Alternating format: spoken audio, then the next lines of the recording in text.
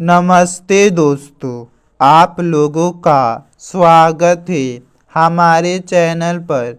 आप लोग हमारे चैनल को सब्सक्राइब कीजिए और वीडियो पसंद आए तो वीडियो को लाइक कीजिए। तो आज हम इस वीडियो में क्लास 12th का बायोलॉजी चैप्टर 9 खाद्य उत्पादन में वृद्धि की कार्यनीति का पूरा ऑब्जेक्टिव प्रश्न देखेंगे। तो इस प्रश्न को अगर आप लोग देख लेते हैं, समझ लेते हैं तो परीक्षा में इस चैप्टर से 5 से 6 नंबर का जो प्रश्न आता है उसे आप लोग कंप्लीट कर देंगे। ऑब्जेक्टिव प्रश्न में भी आएगा और सब्जेक्टिव में भी आएगा। तो चलिए हम प्रश्न की ओर चलते हैं। पहला प्रश्न यह है कि उच्च पैदावार एवं रोग प्रतिरोधी सोनालिका एवं कल्याण सोना किसकी किस्में हैं। किसी की किस्में होती है कि वह किस किस्म का है, वैसे ही यह भी है। ऑप्शन ए धान, ऑप्शन बी गेहूँ, ऑप्शन सी मक्का, ऑप्शन डी कपास। तो उच्च पैदावार एवं रोग प्रतिरोधी सोनालिका एवं कल्याण सोना किसकी किस्में हैं, तो गेहूं की। बी ऑप्शन सही हो जाएगा। तो चलिए अगले प्रश्न की ओर चलते हैं। अगला प्रश्न यह है कि किस गैर फली पौधे के जड़ पिंड में जैविक खाद मौजूद है। मतलब इनमें से किस गैर फली पौधे के जड़ में जैविक खाद मौजूद है। Option A azotobacter, option B clostridium, option C frankia, option D इनमें से कोई नहीं। तो किस गैर फली पौधे के जड़ पिंड में जैविक खाद मौजूद है, तो फिंकिया। सी ऑप्शन सही हो जाएगा। तो चलिए अगले प्रश्न की ओर चलते हैं।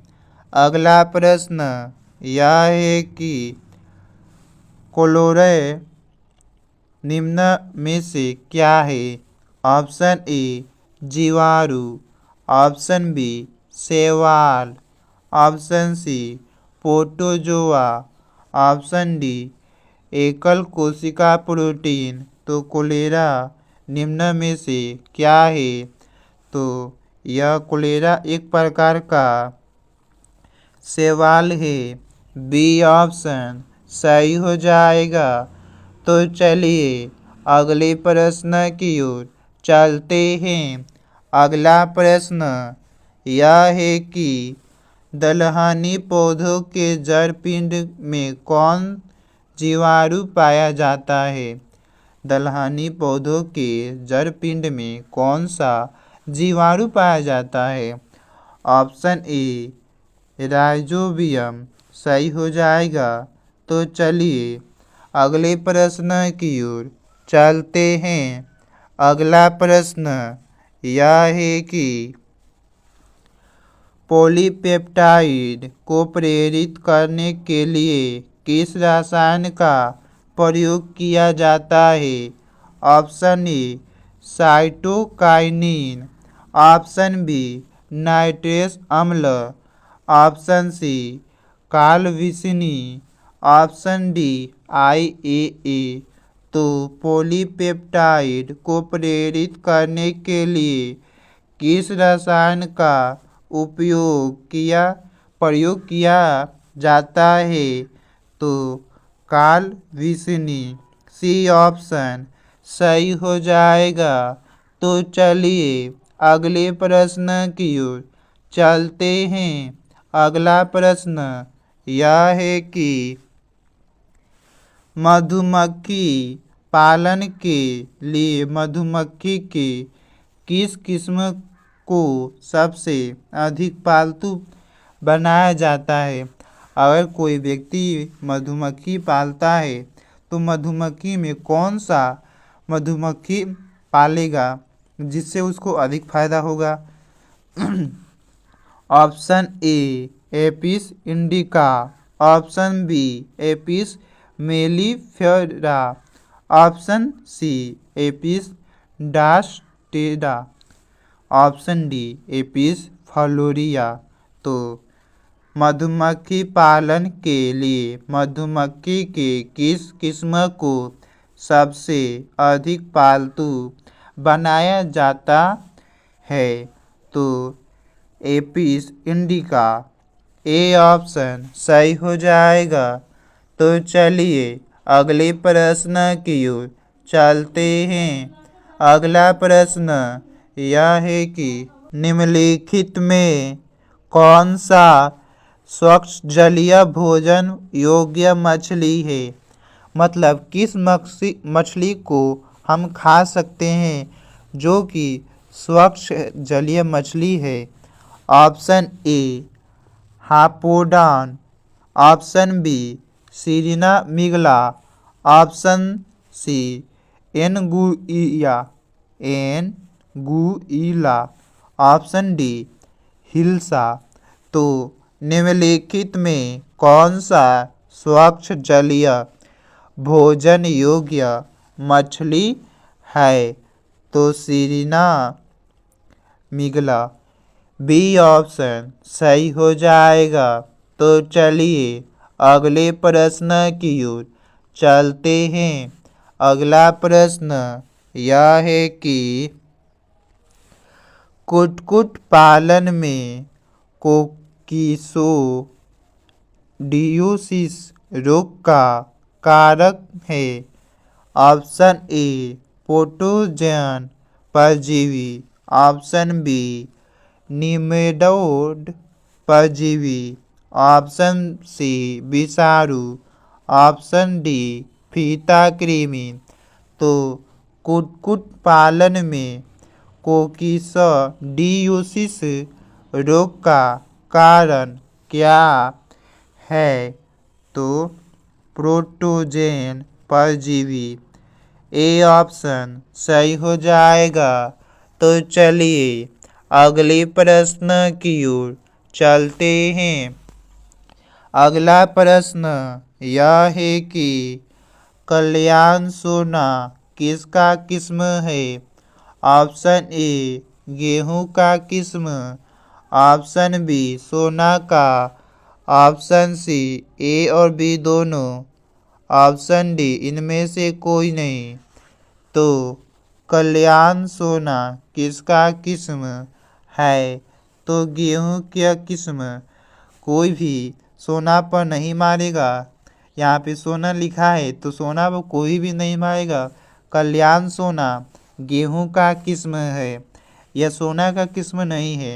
तो चलिए अगले प्रश्न की ओर चलते हैं। अगला प्रश्न यह है कि इनमें से किसमें कृत्रिम वीर्यसेचन द्वारा गर्भधान नहीं कराया जा सकता? मतलब इनमें से किसमें कृत्रिम वीर्यसेचन द्वारा गर्भधान नहीं कराया जाता है?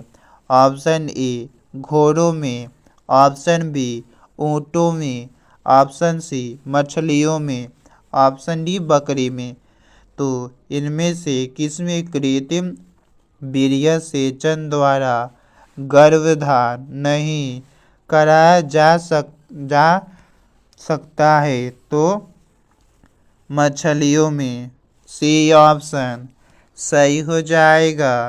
तो चलिए अगले प्रश्न की ओर चलते हैं। अगला प्रश्न यह है कि पौधों की प्रत्येक कोशिका के अंदर एक नए पौधों को जन्म देने की क्षमता होती है। कोशिकाओं के इस आनुवंशिक गुण को क्या कहते हैं? प्रश्न यह है पौधों की प्रत्येक कोशिका के अंदर एक नए पौधे को जन्म देने की क्षमता होती है। कोशिकाओं के इस आनुवंशिक गुण को क्या कहते हैं? तो सेलुलर टोपोटोपिपेटेंसिस सी ऑप्शन सही हो जाएगा। तो चलिए अगले प्रश्न की ओर चलते हैं। अगला प्रश्न यह है कि एक ही नस्ल के पशुओं के बीच प्रजनन को क्या कहते हैं? ऑप्शन ए अंतःप्रजनन, ऑप्शन बी बहिर्प्रजनन, ऑप्शन सी बहिःसंकरण, ऑप्शन डी संकरण।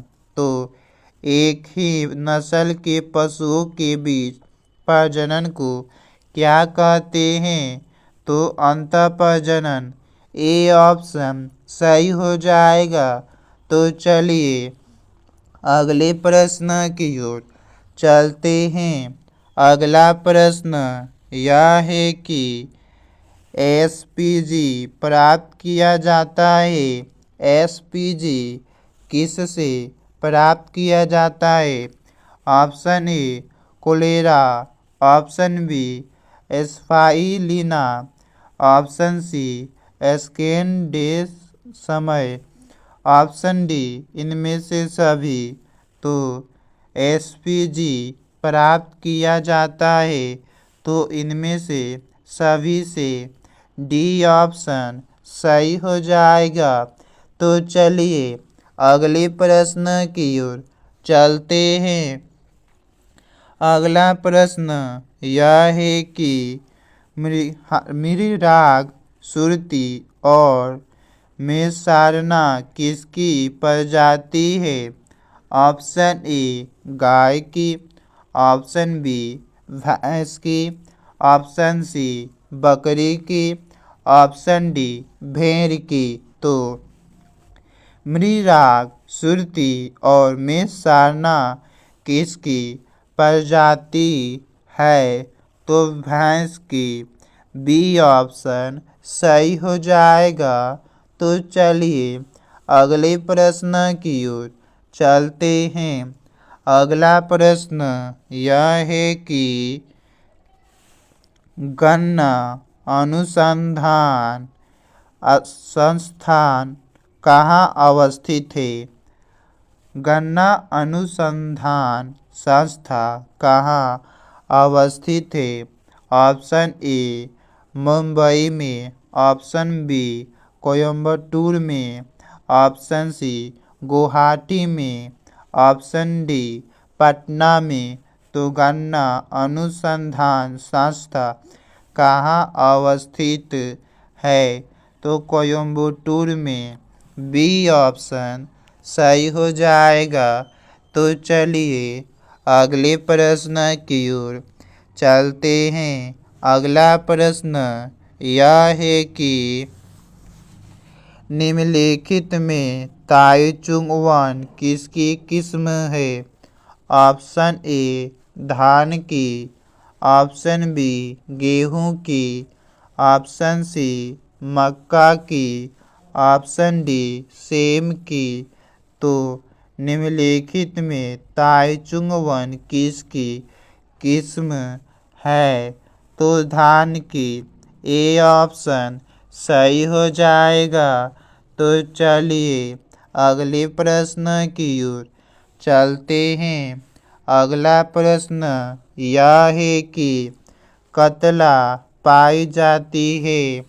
ऑप्शन ए अम्लीय जल में, ऑप्शन बी खारे जल में, ऑप्शन सी अम्लीय तथा लवणीय दोनों प्रकार के जल में, ऑप्शन सी किसी भी जल में।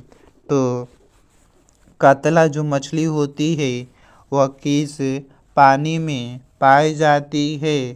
तो अम्लीय जल में ए ऑप्शन सही हो जाएगा। तो चलिए अगले प्रश्न की ओर चलते हैं।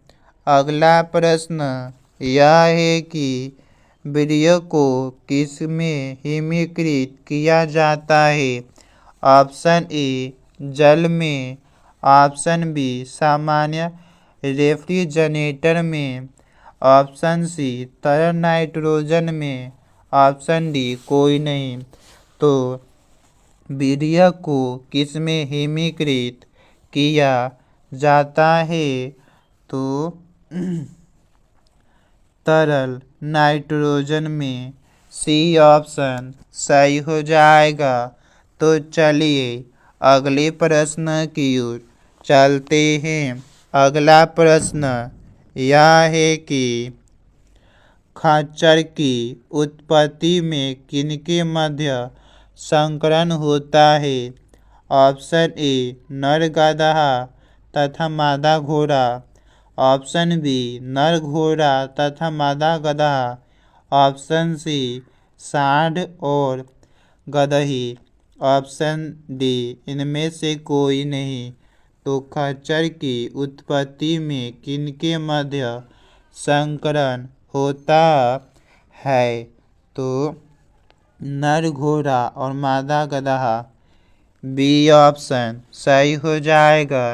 तो चलिए अगले प्रश्न की ओर चलते हैं। अगला प्रश्न यह है कि मेसाना किसकी प्रजाति है? ऑप्शन ए गाय की, ऑप्शन बी भैंस की, ऑप्शन सी भेड़ की, ऑप्शन डी बकरी की। तो मेसाना किसकी प्रजाति है? तो भैंस की, बी ऑप्शन सही हो जाएगा। तो चलिए अगले प्रश्न की ओर चलते हैं। अगला प्रश्न यह है कि निम्नलिखित में कौन मुर्गियों की बीमारी नहीं है? कौन सा है इनमें से जो मुर्गियों की बीमारी नहीं है? मुर्गी में बीमारी नहीं है। Option A Ranikhet, option B हैजा, option C spot, option D bird flu. तो निम्नलिखित में कौन मुर्गियों की बीमारी नहीं है? तो स्पॉट, यह जो बीमारी है मुर्गियों में नहीं होती है, बल्कि रानीखेत हैजा बर्ड फ्लू मुर्गियों की बीमारी है। तो चलिए अगले प्रश्न की ओर चलते हैं। अगला प्रश्न यह है कि शहद का निर्माण करती है, शहद का निर्माण कौन सी मधुमक्खी करती है? ऑप्शन ए नर मधुमक्खी या ड्रोन, ऑप्शन बी कार्यकर्ता या सेवक मधुमक्खी, ऑप्शन सी रानी मधुमक्खी, ऑप्शन डी ए तथा सी। तो शहद का निर्माण करती है तो कार्यकर्ता और सेवक मधुमक्खी, कार्यकर्ता और सेवक मधुमक्खी जो रहेगी वहीं से शहद का निर्माण करेगी। रानी मधुमक्खी उन सब को आदेश देगी। तो चलिए अगले प्रश्न की ओर चलते हैं। अगला प्रश्न यह है कि पाइफेट है। ऑप्शन ए समुद्री मछली, ऑप्शन बी झींगा की एक प्रजाति, ऑप्शन सी अंतःस्थलीय मछली, ऑप्शन डी मृदजलीय मछली। तो पाइफेट है तो समुद्री मछली, ए ऑप्शन सही हो जाएगा। तो चलिए अगले प्रश्न की ओर चलते हैं। अगला प्रश्न यह है कि कृत्रिम तरीकों से उत्पन्न नस्ल के वीर्य एकत्रित करना क्या कहलाता है? कृत्रिम तरीके से उत्पन्न नस्ल के वीर्य एकत्रित करना क्या कहलाता है? ऑप्शन ए प्रतिरोपण, ऑप्शन बी वीर्य संचयन, ऑप्शन सी निषेचन, ऑप्शन डी वीर्य परिरक्षण। तो कृत्रिम तरीकों से उत्पन्न नस्ल के वीर्य एकत्रित करना क्या कहलाता है? तो वीर्य सेचन। बी ऑप्शन सही हो जाएगा। तो चलिए अगले प्रश्न की ओर चलते हैं। अगला प्रश्न यह है कि रुक्षांश की अधिकता होती है। ऑप्शन ए अंडे में, ऑप्शन बी खनिज पदार्थों में, ऑप्शन सी अनाज में, ऑप्शन डी घास भूसा चारा में। तो रुक्षांश की अधिकता मात्रा किसमें होती है? तो घास भूसा चारा में। डी ऑप्शन सही हो जाएगा। तो चलिए अगले प्रश्न की ओर चलते हैं। अगला प्रश्न यह है कि इनमें कौन गाय की प्रजाति नहीं है? Option A Jersey, option B Karan Swiss, option C Karan Fries, option D Surti. तो इनमें कौन गाय की प्रजाति नहीं है? तो सुरती। डी ऑप्शन सही हो जाएगा। तो चलिए अगले प्रश्न की ओर चलते हैं। अगला प्रश्न यह है कि प्राकृतिक पीड़कनाशी AZD रिएक्शन प्राप्त होता है। ऑप्शन ए तंबाकू से, ऑप्शन बी नीम से, ऑप्शन सी कवक से, ऑप्शन डी शैवाल से। तो प्राकृतिक पीड़कनाशी AZD रिएक्शन प्राप्त होता है तो नीम से। बी ऑप्शन सही हो जाएगा। तो चलिए अगले प्रश्न की ओर चलते हैं। अगला प्रश्न यह है कि फसलों के वृद्धि नियंत्रक निम्न में से कौन है? फसलों के वृद्धि नियंत्रक मतलब फसलों में जो वृद्धि होती है उसे कौन नियंत्रित करता है? Option A auxin, option B gibberellin, option C cytokinin, option D इनमें से सभी। तो फसलों के वृद्धि नियंत्रक निम्न में से कौन है? तो इनमें से सभी। डी ऑप्शन सही हो जाएगा। तो चलिए अगले प्रश्न की ओर चलते हैं। अगला प्रश्न यह है कि आलू एवं टमाटर के कायिक संकरण से बनने वाले पौधों का क्या नाम है? ऑप्शन ए टमालू, option B pomato, option C टोमा पोटेटो, ऑप्शन डी प्रोमेटो। तो आलू एवं टमाटर के कायिक संकरण से बनने वाले पौधों का क्या नाम है? तो पोमेटो। बी ऑप्शन सही हो जाएगा।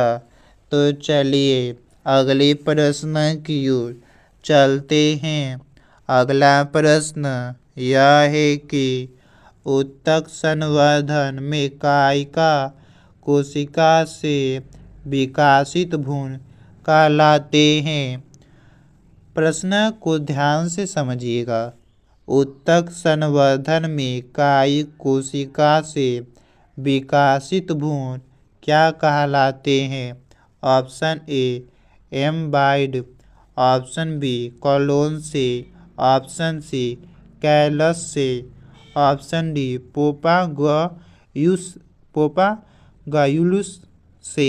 तो उत्तक संवर्धन में कायिक कोशिका से विकासित भ्रूण क्या कहलाते हैं? तो एम्बाइड। ए ऑप्शन सही हो जाएगा। तो चलिए अगले प्रश्न की ओर चलते हैं। अगला प्रश्न यह है कि पादप संवर्धन होता है। ऑप्शन ए पुतंदु, ऑप्शन बी पुंकेसर, ऑप्शन सी परागकोश, ऑप्शन डी पुमंग। तो पादप संवर्धन होता है तो किसमें होता है? तो परागकोश में। सी ऑप्शन सही हो जाएगा। तो चलिए अगले प्रश्न की ओर चलते हैं। अगला प्रश्न यह है कि मनुष्य के भोजन के प्रमुख दाने हैं।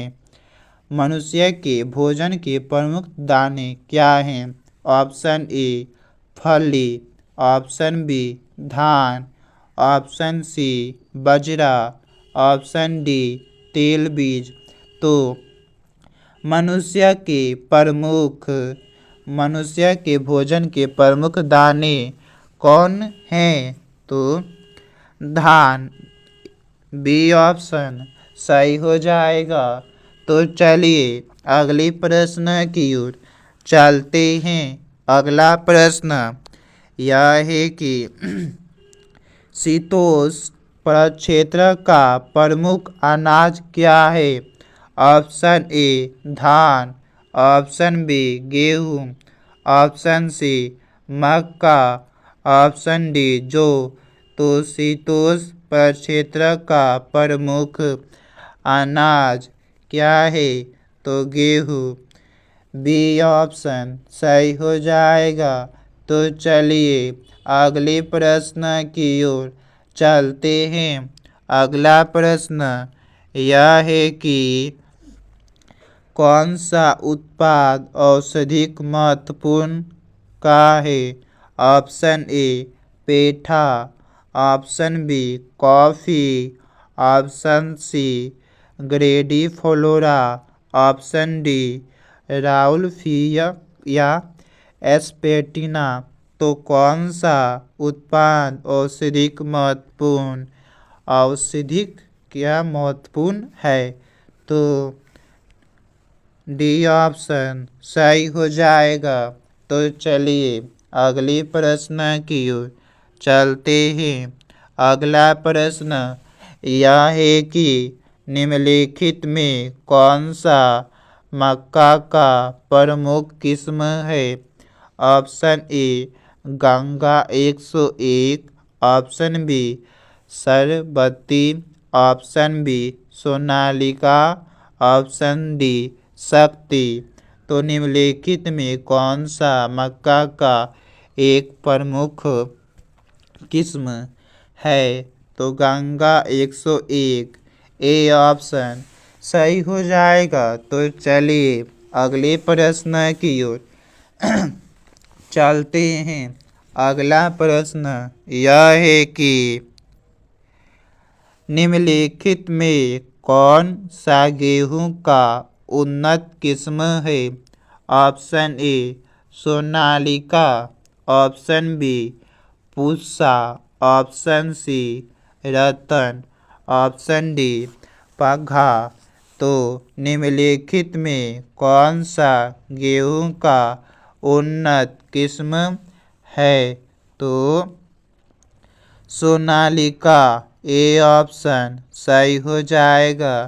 तो चलिए अगले प्रश्न की ओर चलते हैं।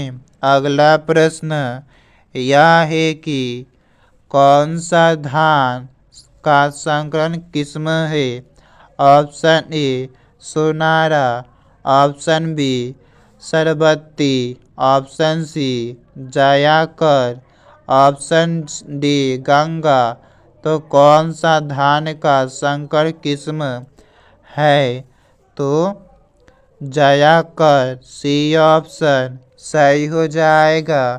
तो चलिए अगले प्रश्न की ओर चलते हैं। अगला प्रश्न यह है कि हम लोगों में वर्मीफॉर्म अपेंडिक्स कैसा अंग है? ऑप्शन ए आवश्यक अंग, ऑप्शन बी अवशेषी अंग, ऑप्शन सी असमजात अंग, ऑप्शन डी इनमें से कोई नहीं। तो हम लोगों में वर्मीफॉर्म अपेंडिक्स कैसा अंग है? तो यह एक प्रकार का अवशेषी अंग है। तो चलिए अगले प्रश्न की ओर चलते हैं। अगला प्रश्न यह है कि अंतःसंकरण से वृद्धि होती है। अंतःसंकरण से किसमें वृद्धि होती है? ऑप्शन ए समजातता में, ऑप्शन बी विषम जातता में, ऑप्शन सी दोनों में, ऑप्शन डी इनमें से कोई नहीं। तो अंतःसंकरण से वृद्धि होती है तो विषम जातता में। बी ऑप्शन सही हो जाएगा। तो चलिए अगले प्रश्न की ओर चलते हैं। अगला प्रश्न यह है कि सर्वोत्तम दुधारू नस्ल के पशु कौन है? Option A Lal Sindhi, option B Holstein Friesian, option C Sahiwal, option D इनमें से कोई नहीं। तो सर्वोत्तम दुधारू नस्ल के पशु कौन है? तो होल्स्टीन फ्रीजियन बी ऑप्शन सही हो जाएगा। तो चलिए अगले प्रश्न की ओर चलते हैं। अगला प्रश्न यह है कि फेरोमोन जाल में क्या होता है? ऑप्शन ए नर फेरोमोन, ऑप्शन बी मादा फेरोमोन, ऑप्शन सी ए और बी दोनों, ऑप्शन सी इनमें से कोई नहीं। तो फेरोमोन जाल में क्या होता है? तो इसमें मादा फेरोमोन होता है। बी ऑप्शन सही हो जाएगा। तो चलिए अगले प्रश्न की ओर चलते हैं। अगला प्रश्न यह है कि उत्तक संवर्धन द्वारा बड़ी संख्या के पौधों उत्पन्न करने की विधि क्या कहलाती है? प्रश्न यह है उत्तक संवर्धन द्वारा बड़ी संख्या के पौधों उत्पन्न करने की विधि क्या कहलाती है? ऑप्शन ए सूक्ष्म प्रजनन, ऑप्शन बी भ्रूण प्रवर्धन, ऑप्शन सी सूक्ष्म प्रवर्धन, ऑप्शन डी भ्रूणपोष प्रवर्धन। तो उत्तक संवर्धन द्वारा बड़ी संख्या के पौधे उत्पन्न करने की विधि क्या कहलाती है? तो सूक्ष्म प्रजनन ए ऑप्शन सही हो जाएगा। तो चलिए अगले प्रश्न की ओर चलते हैं। अगला प्रश्न यह है कि निम्नलिखित में से कौन नाइट्रोजन चयापचय करता है? Option A rhizobium, option B pseudomonas, option C azotobacter, option D इनमें से सभी। तो निम्नलिखित में से कौन नाइट्रोजन चयापचय करता है? तो इनमें से सभी rhizobium, pseudomonas, azotobacter, C D option सही हो जाएगा। तो चलिए अगले प्रश्न की ओर चलते हैं। अगला प्रश्न यह है कि वीर्य संचित किया जाता है? वीर्य को किसमें रखा जाता है? ऑप्शन ए तरल ऑक्सीजन में, ऑप्शन बी तरल नाइट्रोजन में, ऑप्शन सी तरल सोडियम में, ऑप्शन डी इनमें से कोई नहीं। तो वीर्य संचित किया जाता है तरल नाइट्रोजन में। बी ऑप्शन सही हो जाएगा। तो चलिए अगले प्रश्न की ओर चलते हैं। अगला प्रश्न यह है कि निम्नलिखित में कल्याण सोना किसकी किस्म है? ऑप्शन ए धान की, ऑप्शन बी गेहूं की, ऑप्शन सी मक्का की, ऑप्शन डी मटर की। तो निम्नलिखित में कल्याण सोना किसकी किस्म है? तो गेहूं की। बी ऑप्शन सही हो जाएगा।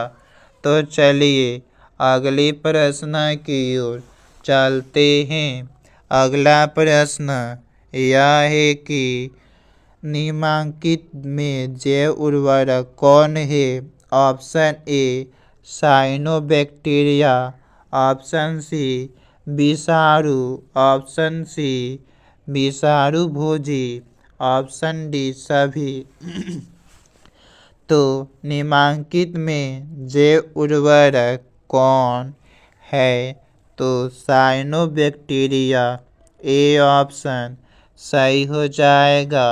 तो चलिए अगले प्रश्न की ओर चलते हैं। अगला प्रश्न यह है कि निम्नलिखित में कौन सहजीवी संबंध द्वारा नाइट्रोजन स्थिर करता है?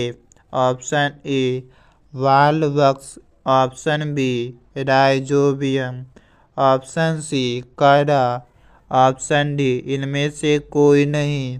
तो निम्नलिखित में कौन सहजीवी संबंध द्वारा नाइट्रोजन स्थिर करता है? तो राइजोबियम बी ऑप्शन सही हो जाएगा। तो चलिए अगले प्रश्न की ओर चलते हैं। अगला प्रश्न यह है कि मृदा की पोषण गुणवत्ता कौन बढ़ाता है? ऑप्शन ए रासायनिक खाद, ऑप्शन बी गोबर खाद, ऑप्शन सी जैव उर्वरक, ऑप्शन डी दोनों बी तथा सी। तो मृदा की पोषण गुणवत्ता को कौन बढ़ाता है? तो गोबर खाद और जैव उर्वरक बी तथा सी दोनों सही हो जाएगा। तो चलिए अगले प्रश्न की ओर चलते हैं। अगला प्रश्न यह है कि कतला मछली पाई जाती है। कतला मछली किस जल में पाई जाती है? ऑप्शन ए मृदु जल, ऑप्शन बी कठोर जल, ऑप्शन सी मृदु जल तथा कठोर जल दोनों में, ऑप्शन डी इनमें से कोई नहीं। तो कतला मछली किसमें पाई जाती है? तो मृदु जल में। ए ऑप्शन सही हो जाएगा। तो चलिए अगले प्रश्न की ओर चलते हैं। अगला प्रश्न यह है कि मधुमक्खी में श्रमिक मक्खियाँ होती है, क्या करने के लिए होती है? ऑप्शन ए प्रजनन युक्त नर, ऑप्शन बी बांध्य नर, ऑप्शन सी प्रजनन युक्त मादा, ऑप्शन डी बांध्य मादा। तो मधुमक्खी में श्रमिक मधुमक्खियाँ होती है तो बांध्य मादा डी ऑप्शन सही हो जाएगा। तो मिलते हैं अगली वीडियो में इस चैप्टर का पार्ट 2 वीडियो लेकर। इससे पहले आप लोग हमारे चैनल को सब्सक्राइब कीजिए। तो मिलते हैं अगली वीडियो में।